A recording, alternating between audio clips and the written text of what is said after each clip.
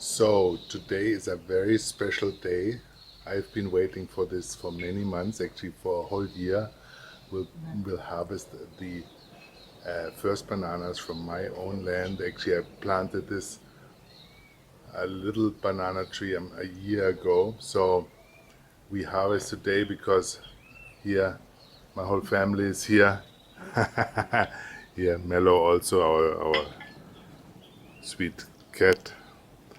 And we are harvesting it because we are going for 3 months to Europe on the seminar tour, and it's just ready now. So more in a moment. So now we come and let's bring it on the scale. On the scale here. On the scale. Okay. Okay. Okay.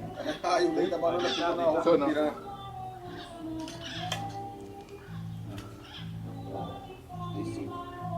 35 kilos. Applause, please applause.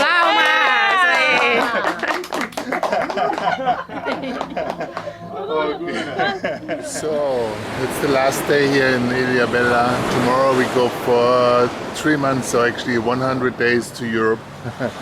And it's a good day to leave. It was raining the whole night, and now there's quite some waves. Imagine he's going on the little paddle board over to the boat. Well, I wanted to talk about something a little bit more serious than the banana story. About not many, but some of the diseases that we really are concerned about and we are trying to treat. We don't even think about if they are really diseases or if they are really only just discomfort that we want to get out of our way to be more comfortable. And one of the things that is just something so accepted as a disturbance that needs to be treated is sleep disturbance.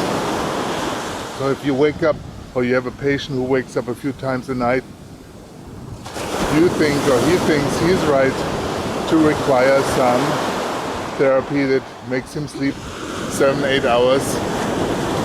And so I can tell you, since my accident 7 years ago, I almost had no night where I would sleep through, and I had always perfect sleep before, perfect 8 hours, 9 hours. And so can I say I'm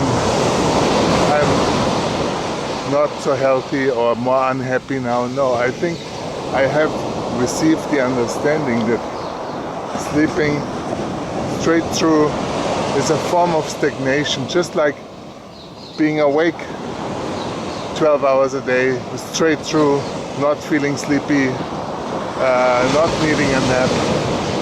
So for me now, day and night is having some similarities. In the day I have at least one nap, and there's books about this now. Look at Power Nap, the book Power Nap, or some other books that talk about the positive effects of having a nap at least once a day. And what does it do? It does a reset. And the same thing is happening when you wake up at night, and I sometimes it's because of a mosquito, but often it's because I have a thought that would otherwise turn into night dreams or even nightmares. But for me, this thought was given to act on it, to get up, to write something about it, to develop it in a new concept, a new post, a new video. But we would usually dismiss this or even feel so uncomfortable that we take some pills.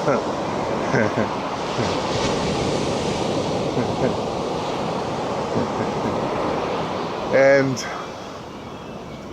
so what I want to say here, this concept of having perfect sleep true is something that we would of course question with a child 1, 2, 3 years old.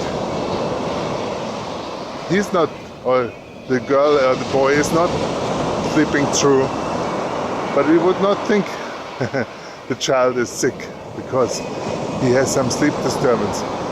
And the same thing we should think our whole life. We should more think that there's something wrong if we don't wake up once a night, if we don't feel sleepy once a day. It's a form of stagnation, and the same even more is true when we are older and when suddenly sleep is not so regular anymore. It's a process, it's a healthy process to get us out of the stagnation. One of the processes to get us out of the stagnation that usually comes in this age. And so I can say my life is more happy now, and for me it's not a torture to be thinking now I will sleep in probably 50 different hotels in the next 3.5 months. I will have no pattern to rely on, where to go, what to eat, whom to meet, what to view on the TV. It's just, I know this is the message I want to give, that the daily eventually will transform your life into something more alive, more creative, more happy, because the ideal happiness that we search for is based around comfort and stagnation, and that's something we will not get because it's not the plan of our evolution to make us comfortable and stagnant. So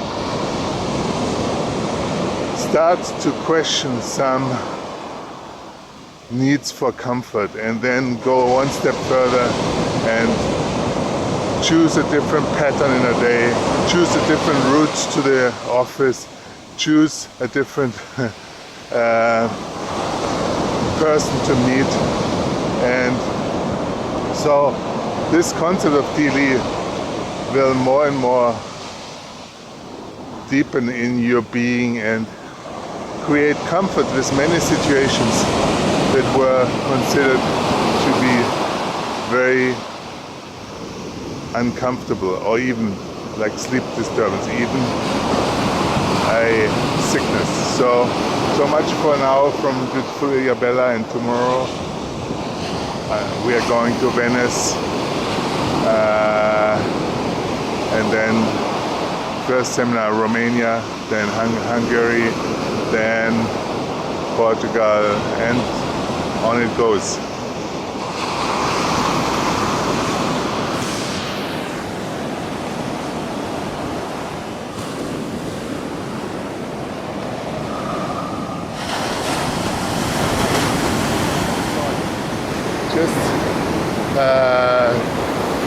Yesterday, Terry from South Florida, he made a comment to one of the posts, and he said, well, I'm working in South Florida on some hospice for the dying, and we try to make it really very peaceful, everything, and harmonious. And this is what I think, it's a nice attempt, and it's certainly good for him, because he will have a lot of daily in his life to see a lot of people dying in front of him.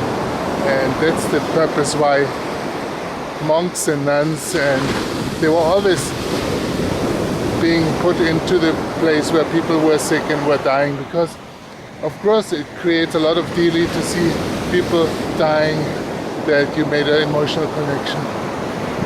And that's the purpose and the fuel and the food for evolution. And so we should not take this away from old people when when they're going to die. Make it all very peaceful, make it... No, we should bring in disturbance and and chaos and excitement, because this is what almost everybody tries to do their whole life, and when they are older it's even more extreme, it's more obvious to everybody. There's a child crying in the neighborhood and they are getting very upset. The neighbors are talking loud, they're getting upset. Somebody drops a paper in front of their door, they're getting upset. Something is in the news that makes them upset, and because they really need this upsetness, they watch more the news, they watch more terror and horror in the world. But then they get upset about the child crying next door, and then when they are going to die, people in the hospice think now what they need is more peace, more harmony. So, and that's all the wrong concept.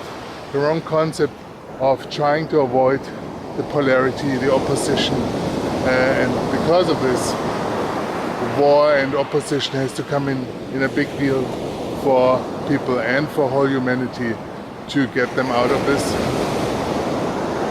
infinite need for comfort.